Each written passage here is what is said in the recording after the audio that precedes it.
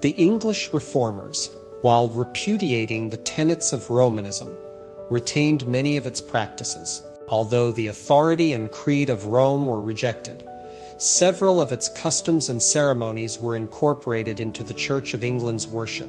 It was argued that these practices did not constitute matters of conscience, that while they were not mandated by Scripture, and hence were non-essential, they were not inherently evil, since they were not explicitly prohibited.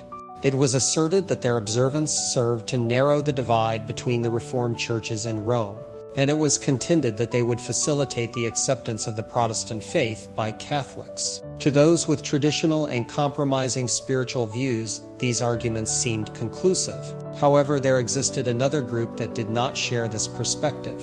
In their opinion, the fact that these customs served to bridge the chasm between Rome and the Reformations constituted a compelling argument against retaining them. They perceived these customs as reminders of the bondage to Rome from which they had been liberated and to which they had no inclination to return.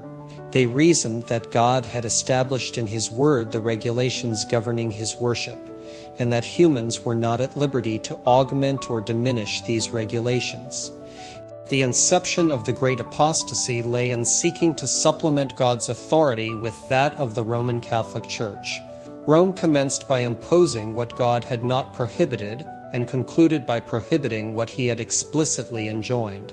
Many ardently desired to return to the pure and simple characteristics of the primitive church. They regarded numerous established customs of the English Church as monuments of idolatry and could not in good conscience participate in her worship. However, the Church, being supported by civil authority, would not permit dissent from her forms. Attendance at her services was mandatory by law, and unauthorized assemblies for religious worship were prohibited under penalty of imprisonment, exile, and death.